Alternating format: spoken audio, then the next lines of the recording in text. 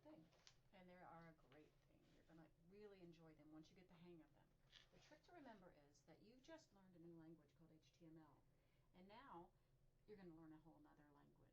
It's kind of like the difference, to me, would be like the difference between learning South American Spanish or Central American Spanish or Castilian Spanish. You have somewhat the same goal, somewhat the same style, and yet some things are very different.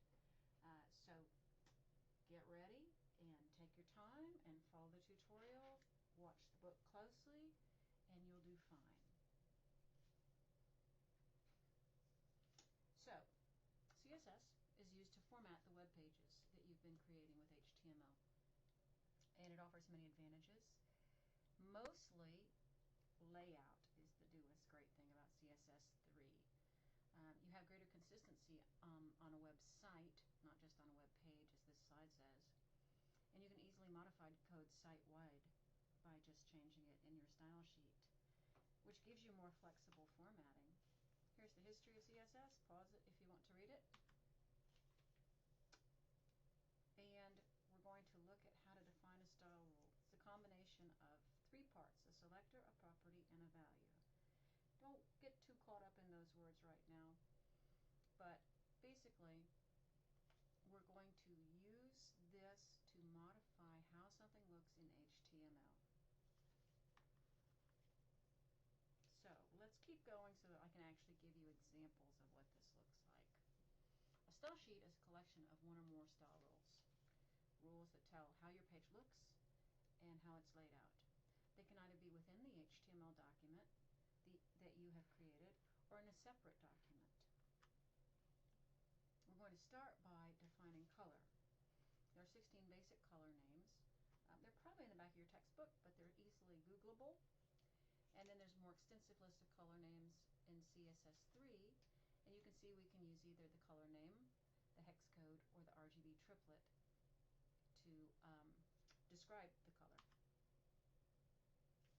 Now, an inline style is a style rule that is embedded inside an HTML start tag. We're going to play with those a little bit, but ultimately it's just practice, because the whole point of CSS is that you're not using it inline. You're using it at the top of the document or in a separate document all by itself. But we're going to play with it just a little bit, and you're going to see how it's different from the HTML rules that you've been using. An embedded style sheet is a set of style rules contained between the style start tag and the closing style end tag in the head section of an HTML document. So, since it's in the head section, that means you're not going to be able to see that text on the page. Remember, the head of the HTML document is behind the scenes, and the body is what people see, except for the tags that modify it, that tell it how to look. So the syntax for that is we say caret, or what do we call that? Bracket style type equals quotation text slash CSS close quotations every single time. Every single time. That's the same, unless we're going to link it to an external page. But for internal embedded style sheets, this is the syntax for that. And you can see in this example that H1 is a heading, and that we're going to say the font color is orange. Except in CSS you don't say font color, you say color. And we're going to say that it's aligned in the center. And then we're going to say for H2s, they're going to be green. And you see here in the page the result of those commands.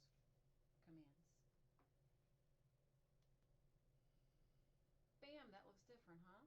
That's because I applied a different style in PowerPoint to this PowerPoint presentation.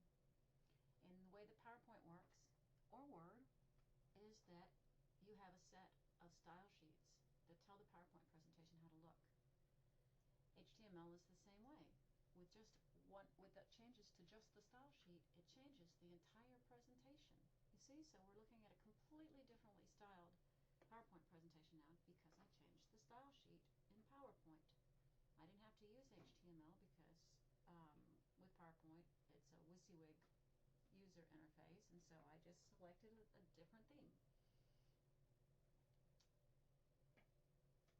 When you are using an external style sheet, now back using an external style sheet, you need to use the link element to link the external style sheet to the web pages.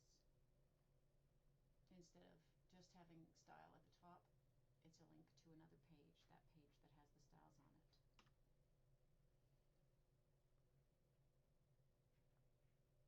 The style rules are added to that style sheet, whatever it is, and the last three, the extension on it is .css, and then linked to the index page, which causes them to be applied. One style sheet can be linked to many web pages, which is ideally the way you go. And more than one style sheet can be linked to a web page. So here's what that looks like. Now remember, we already saw this little bit, this quotation mark text / CSS. But this is what the link looks like. Link href equals. So it's not a href, as we linked in HTML. It's link href equals. And then the address, the page, is probably just not, there's probably not a path. It's just a page there on in your same folder.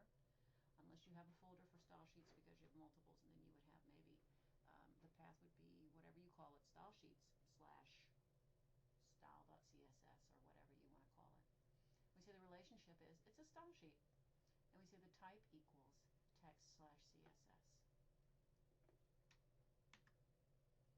So here we see the link element. If we have an external style sheet, link href equals taxi_layout.css. You see, let me go back a bit and show you how that's different from when we had it before. This one was just style type. This is when it's embedded. Now, I know this is a bit confusing right now, but bear with me. You're going to have to work with this for it to take hold. But the style type embedded on the same HTML page that you're saving everything else with, this is the syntax in the head of your document. Style type equals text / CSS. But if you have an external style sheet, which will affect multiple pages, then it looks like this. Link href equals, in the name of that page, and then relationship equals style sheet, and then type equals text / CSS. So in this case, we're going to do some things to this page. We're going to set the background color as orange. Here, we're going to make this heading white, and the background color here is chocolate, although it looks like orange here. So let's get on with that in Notepad++. Looking at page 139. We begin by opening, as it says on page 139, in our text editor, which is Notepad++, the files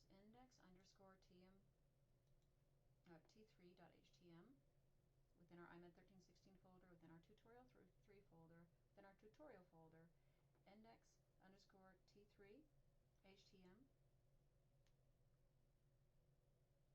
services, and I'm holding down the control key to select multiple pages, and Toronto. Open, and look, all three are open. We're going to save each of them without the T3, so File, Save As, I'll just take out the T3 underscore, File, Save As, again removing the T3 underscore, and File, Save As, again removing the T3 underscore. So these are my documents, and I need to put in tutorial 3 and my name and the date.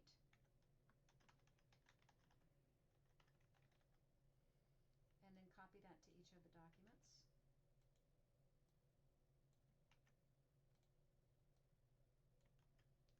And then save all of them. File, Save All, or Control-Shift-S.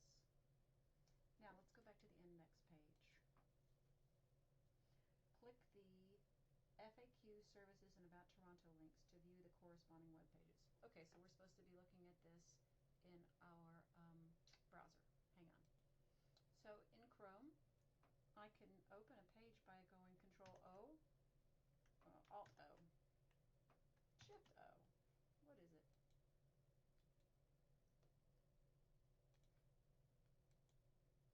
Well, it was Control-O, and I was just too impatient. And then index.htm. And this is what we're beginning with on this assignment. And so we're supposed to click these and see what the pages look like. But fax services.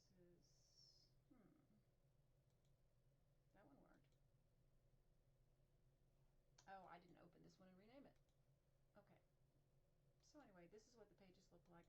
They're a bit boring. Back to Notepad++, and make sure I open that FAQ T3 also. And save as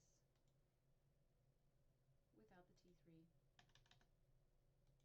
And copy this. Now I've caught up with myself, haven't I? Okay. So, we turn the page. And we can turn to page 142 for the next tan box after reading about CSS, which I've already told you. And it says, to view in your web browser, open the extended colors HTML file from the tutorial 3 folder. Okay. Back here. Extended colors. So we have this list with all the colors, all the web safe colors for CSS. You know, even though you can see the color here, it's going to look different on different browsers. It's going to look different using a projector. It's going to look different on a handheld device. But this is kind of, you know, the best we can do with such a variety of technologies out there. So don't get too hurt if you want maroon and it looks burgundy, Aggies. Same thing for the colors. These are the same colors that you would use for that. And on page 143, it talks about understanding hex codes and RGB triplets for defining color. So we're going to dig in on page 144 to apply an inline style to our index.html page. And remember what I told you, an inline style is really, we're just playing with it right now just to see an instant result. It says position the insertion point after the 1 in the H1 starter tag in the body. Here's the body. Here's the H1 starter tag. Insert a space and then type the following as shown in figure 3.5. Style equals color, colon, orange, semicolon, quotation mark. Now this is pretty much the syntax for CSS.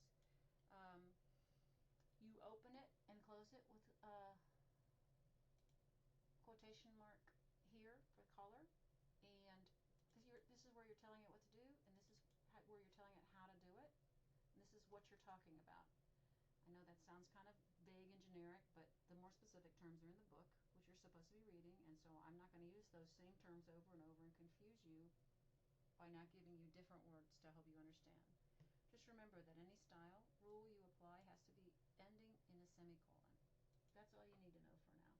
So let's save that and go back to our index page and see what happens to our H1 file. Home is index. And look, I just pointed at my screen. You didn't see that, did you? Anyway, our H1 changed to the color of orange. It's kind of yellowish orange, but that's how that works. That inline style rule changed it. Now let's look at an embedded style sheet. An embedded style sheet's the set of rules I told you contained between the style start tag in the head. So we don't have that here yet. So we're going to create an embedded style sheet. We're going to go to this page. We're going to delete the one we just did and just let that stay in H1. And then in the head section after the title tag, here's the head, here's the title. So after that, type style, type equals quotation mark text slash CSS, close quotation, close your bracket, and then enter, tab, H1, tab, curly brace, which is right next to the P on your keyboard. Enter, tab, tab, color, orange, semicolon. Notice when I hit return, it lines up for me. Text align, colon, center, semicolon, return, backspace, close my curly brace. Now do one for H2. Backspace, enter, enter, backspace, H2,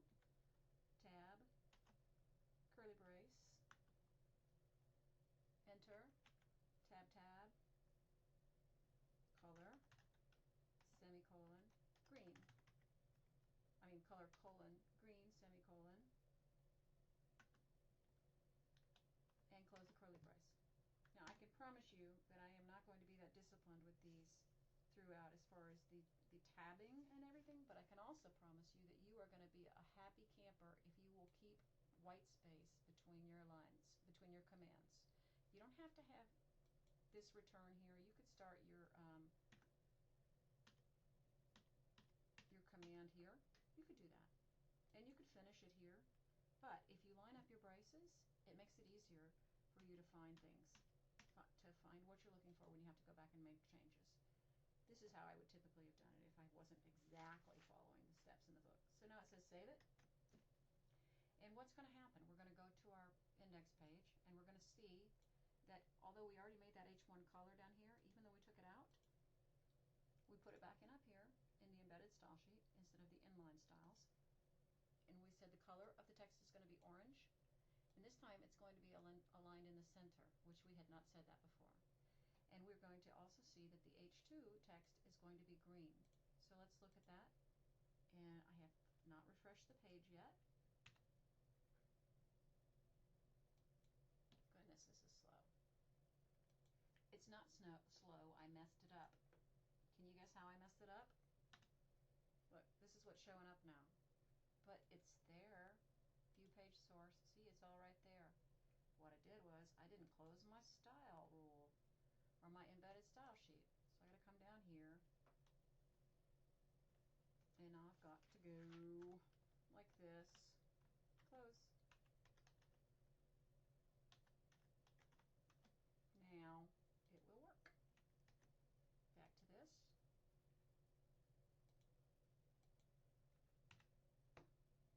See, it hid everything that came after it. When you make that kind of mistake in the head, it'll hide everything. The whole page will be white.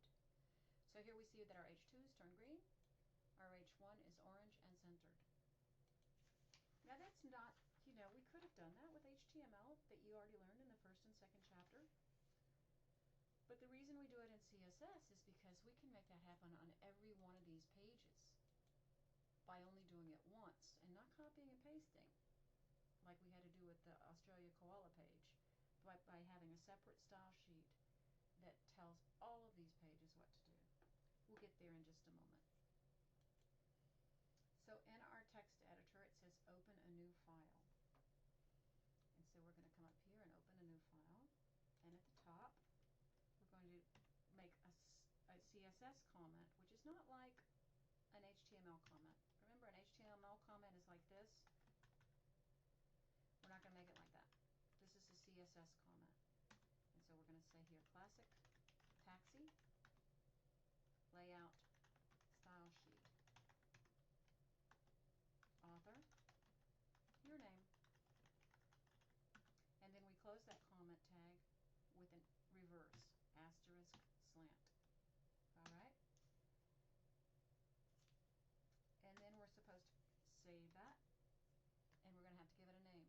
So let's come over here, go all the way up to all types, and it tells us to call this taxi underscore layout .css extension. And there we have it.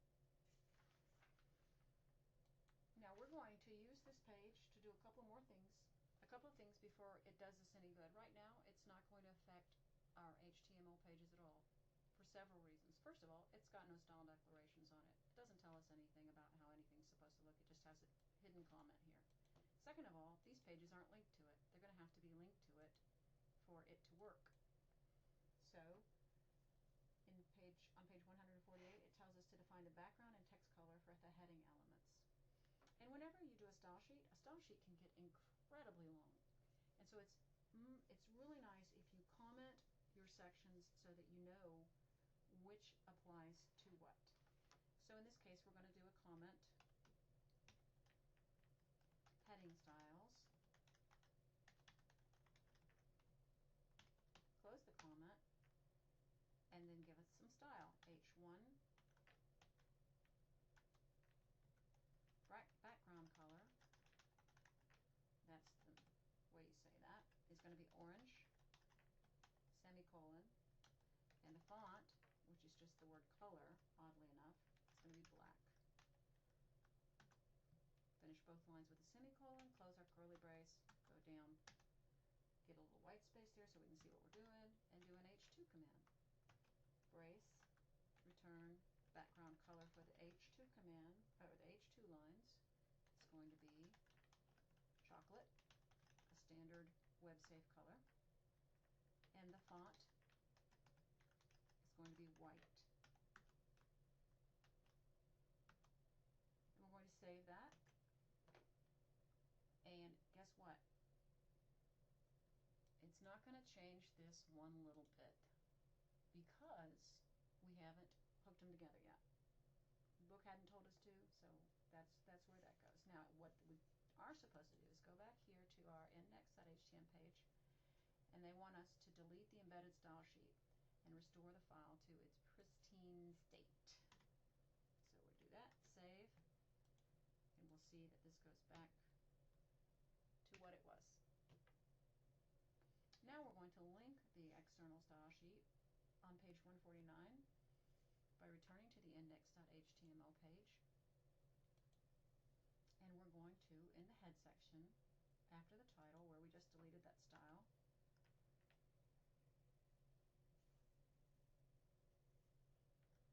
we're going to type link href,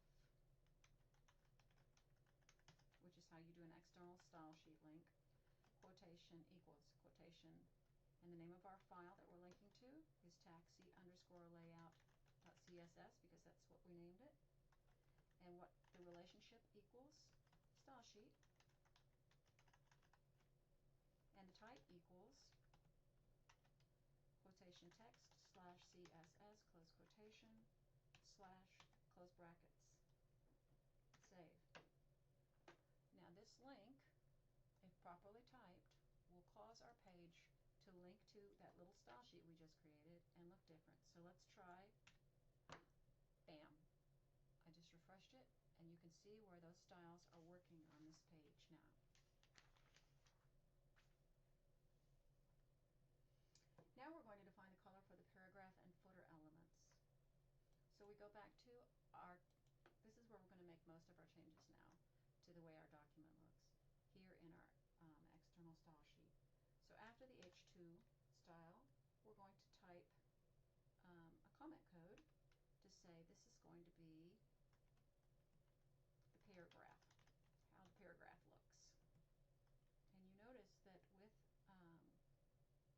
Notepad++, the color coding that we have with HTM is also very convenient for CSS.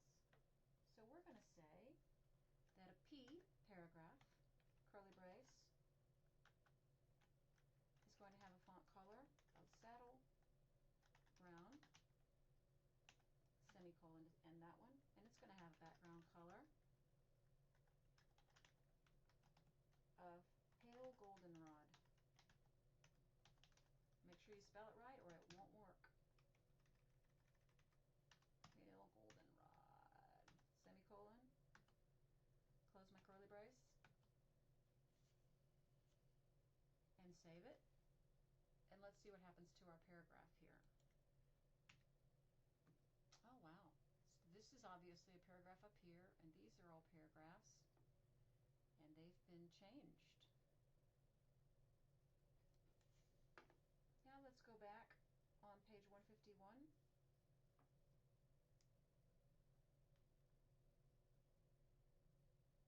And let's do the footer. I got a little carried away, wanted to look at it. So we're going to go here and make a comment footer. Actually still on page 150. And we're going to say the footer, there's the word for that, curly brace, enter, color, saddle brown, background color, pale goldenrod. Close our curly braces, save it. Now what happens? I think we're going to see something down here in our footer. Yes. now that the headings, text, and footer styles are defined, the links are kind of scooted over. So we're going to change the style of the links by applying a style to the element that creates them, which is the A element. So back here in the taxi layout CSS file, let's tell it what the links are going to look like. First, a little comment to say this is going to be about the links. And then A, which we already know, that's the same as in HTML. A is a link, it's an anchor, curly brace, color, orange, close our curly brace.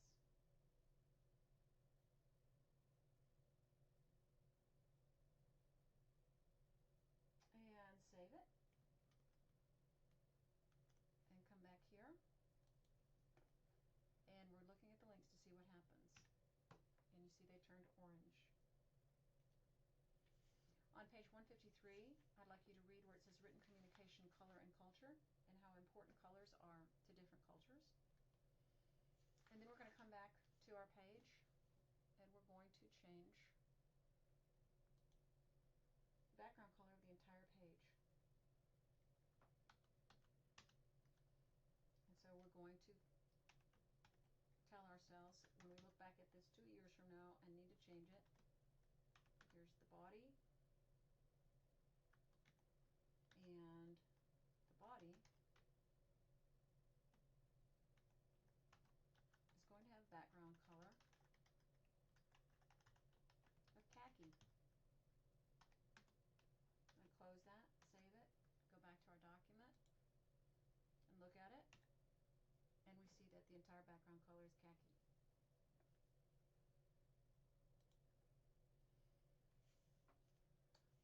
Page 155 tells us to return to the taxi layout CSS file in the text editor and edit the color for the background color property for the body selector to delete khaki and insert white, because I guess they decided they didn't like that.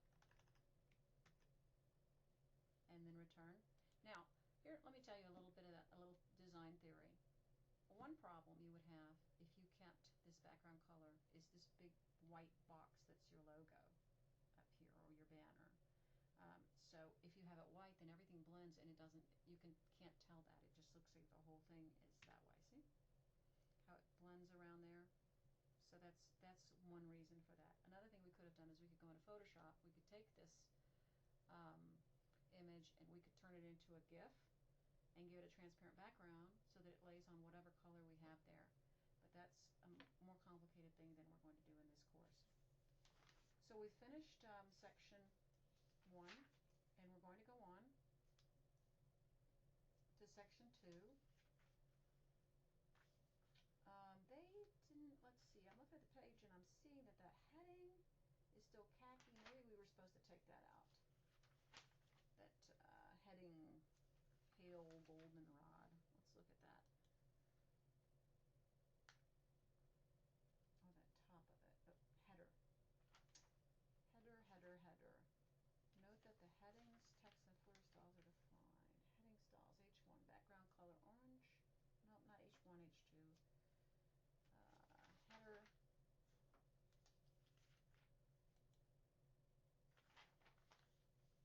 H1, H2.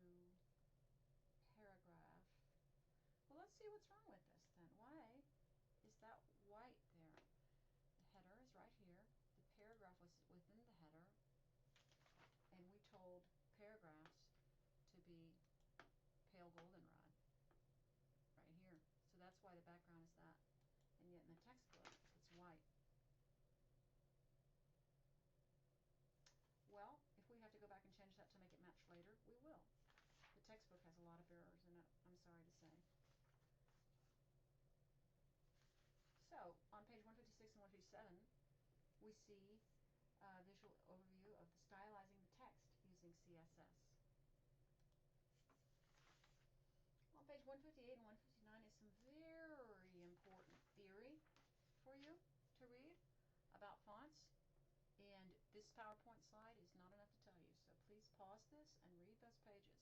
It talks about fonts and font families and how generic fonts are the safest to use. It also talks about sans serif and serif fonts and how those are the common web page design. What happens though if you use cursive or fantasy fonts is they render differently in different browsers. So you have to be careful with that. The safest thing to do is if you want to do a fancy font, make an image with that fancy font in it and then use that. Let me show you an example of what I'm talking about. Here's my page. I'm in the process of redoing it, so it won't look like this when you look at it probably. But notice up here this gorgeous font here. You can't get that just with one of the standard HTML fonts. This is an image. So I went into Photoshop. I grabbed this picture of a quill off the web somewhere. I made a white banner. I put a layer that was a font, this pretty font, called it, typed in my brand name, changed font to something clean to come down here and put this in, layered my image on there, and then saved it as an image and saved it for a web safe display. So that's something you're not going to get in this class. Sorry. But there is a banner generator out there. There are plenty of them that you can use to create banners. I did this with Photoshop, but you can find a banner generator and use that to create a banner for your website. So now we're going to go back to here, and we're going to apply the font family property to the body, which means we're going to come back to the layout CSS page, and we've already said here's heading, paragraph, footer, links, body. We already have a body description started. So underneath this, before the curly brace, we're going to add the font family, which is Verdana, Geneva, Arial, Helvetica, sans serif. That's a really good place for you to make a typo, and probably won't make a big difference at this point, but later on it could. So it says save that, and then go back to our document and see what that does to it. Now, sans serif means without serifs, and serifs are the tiny little edges on the letters. You see, those are serifs. So we're going to, when I refresh this, those serifs are going to go away for the body. They're not going to go away up here because this is an image, and that's not text, that's an image. So watch what happens to this and everything except this when I hit F5. You see? The little edges went away. So this is a sans serif font because we told it to be. Now let's go back to this page, and we're going to set the font size.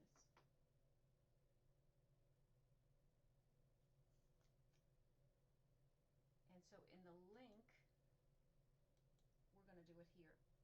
We're going to say we want all links to be the font size of 1.5 EM.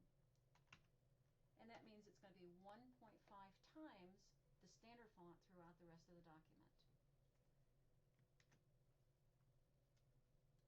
So we come back here, which is described on page 161, and you need to read.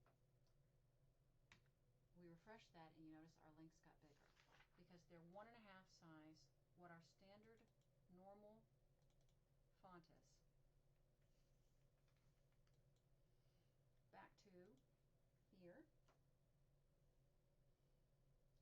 we're going to set the font size for the H1 and footer text. So we come up here to where the H1 is, and we change our font size, or we say that our font size for H1s are going to be 2.5. Now, why are we doing that? Our font is already bigger. Well, it is already bigger because we said it's an H1, and an H1 by definition is just, it's going to be different than the normal font. So in this case, we're going to say, but we want our fonts, our H1s, to be exactly 2.5 EM. We're not satisfied with the browser saying what an H1 looks like.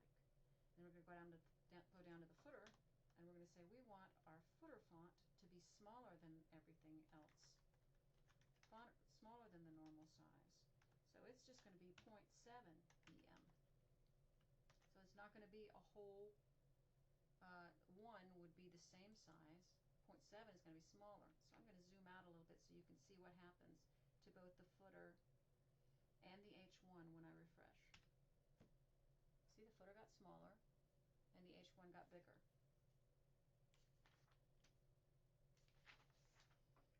On to page 164 to change the the H1 text to all uppercase. Now, granted, we could simply come here and we could say type all uppercase letters, classic taxi. But you can also use the style sheet to make that happen.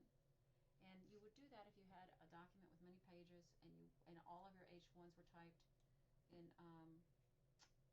sentence case or this kind of title case, and you wanted to change them all to all caps. Then you would go to your style sheet and we'd go back to our H1 heading and we'd say the command for this is text transform, and we're going to say uppercase semicolon. Save, and let's see what happens now to our H1. There it is. Now, the letter spacing property and the word spacing properties are very handy in CSS, and that's called, letter spacing is known as kerning, and we're talking about the white space between the letters, okay? Well, here it's actually yellow, orange space, right? But we're talking about the space between the letters.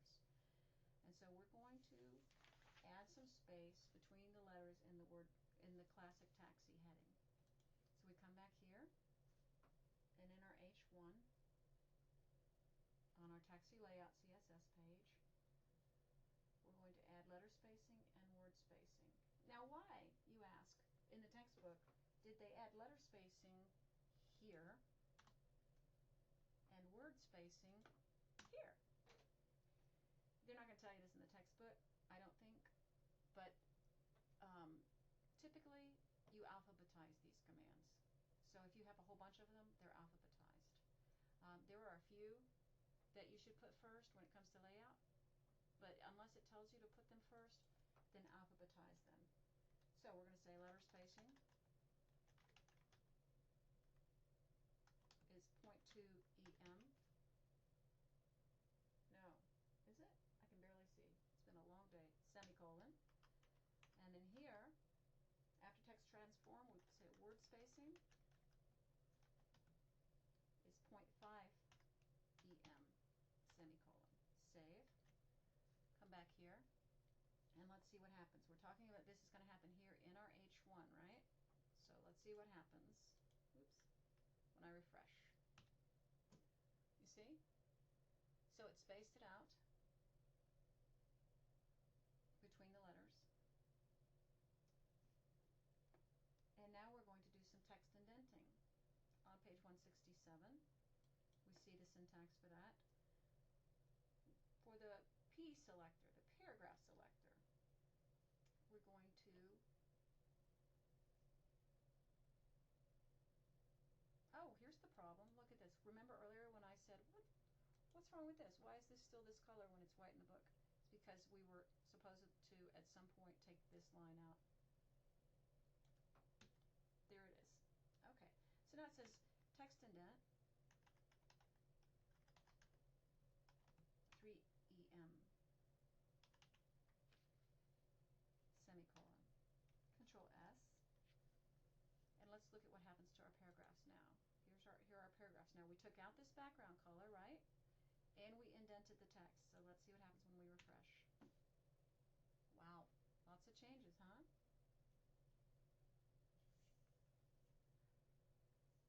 So we go on.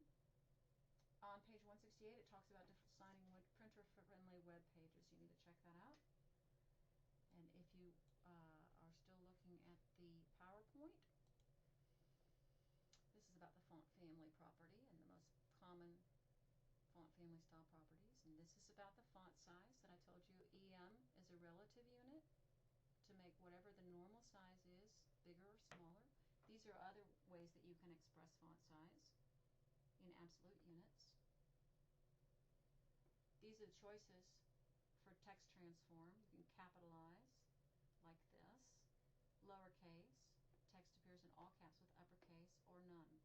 You would use none if you had previous values stated. Here is where we did the spread heading, if you need to study that a bit more. Here's where we indented text. Here is where we look at line height, which is our next step.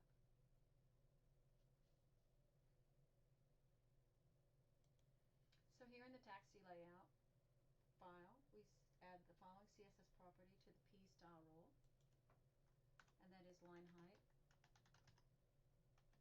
1.5 EM, semicolon. Save, and let's see what that does to our paragraph. Here's a paragraph. We're going to look very closely at this paragraph and see what happens when we refresh. Okay, so we just got a little bit more space here, a little bit more white space there. Now on page 170 it talks about the font shorthand property. So let's go back to the PowerPoint on that because it's really important. The font property is one of several CSS shorthand properties, and it's where you can put several things in a line, in a row, combine several things in a row. So here we have an example of the fonts listed. We have a font style, a font weight, a font size, and a font family. But we can use the shorthand style of writing CSS and putting them all on one line. Now notice, when we put them all on one line, we take out all these extra semicolons. There's a semicolon at the end of the line, but here instead of saying font style, font weight, font size, font family, we just say font, colon. And we say italic, normal, 1.2 EM, Arial, Helvetica, sans serif. So we still have our commas here where we would have had them here, but everything else is just a spacing goes between them. But they must be listed in the correct order, which makes it, you know, a little tougher. If you do it up here, it's not so important that it be in the correct order. As you can see, font family alphabetically does not come after font size. It would have been the first thing. But in this case, it must be in the order of font style, font weight, font variant, font size, font family for it to work.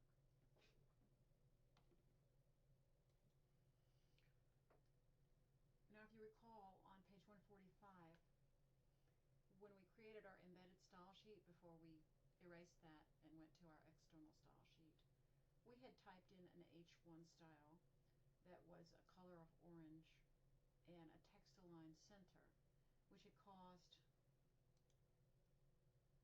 our H1 here, before we had a background on it, to be orange and centered.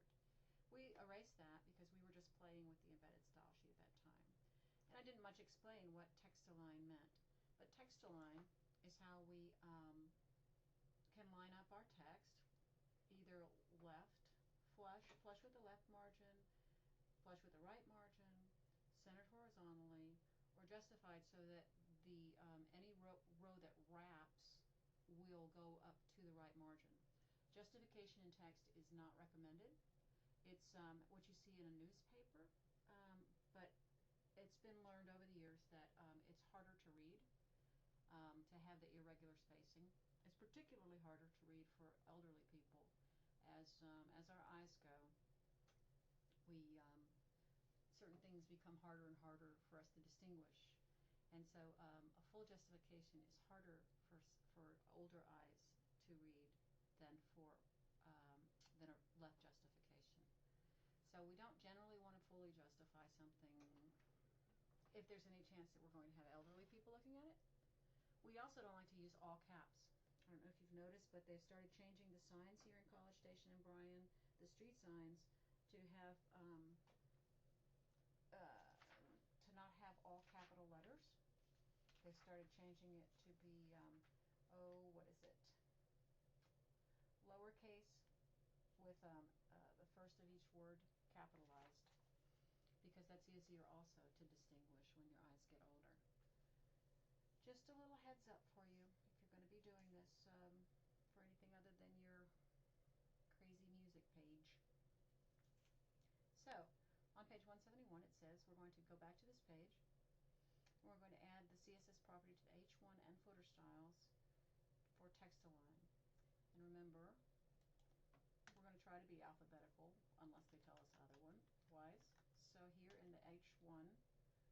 say text align center. So we're going to put it back in the way it was before.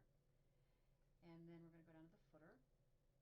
And we're going to say text align center, which I am so relieved because that footer looks dreadful.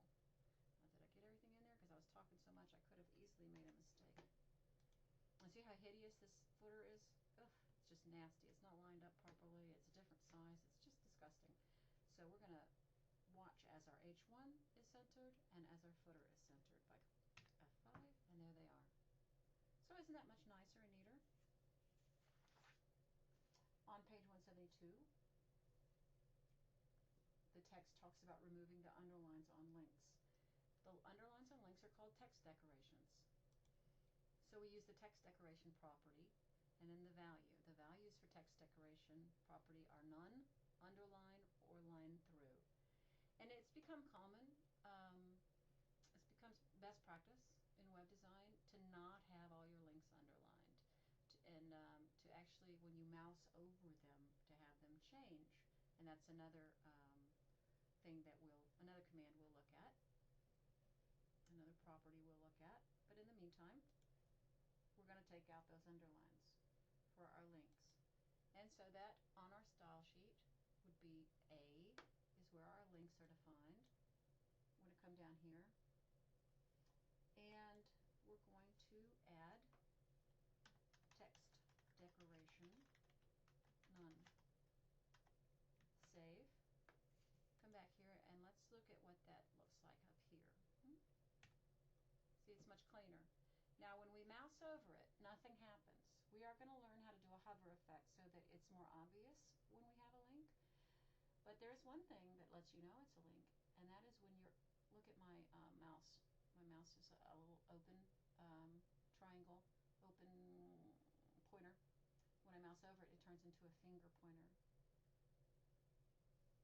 So that's how you still know it's a link. But it's really not obvious enough.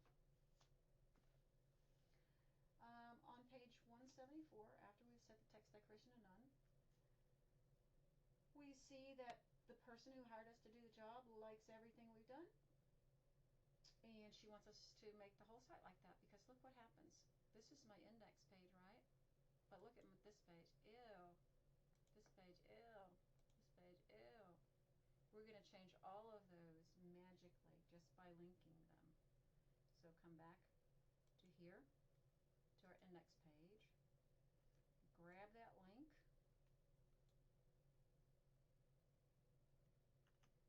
And copy it.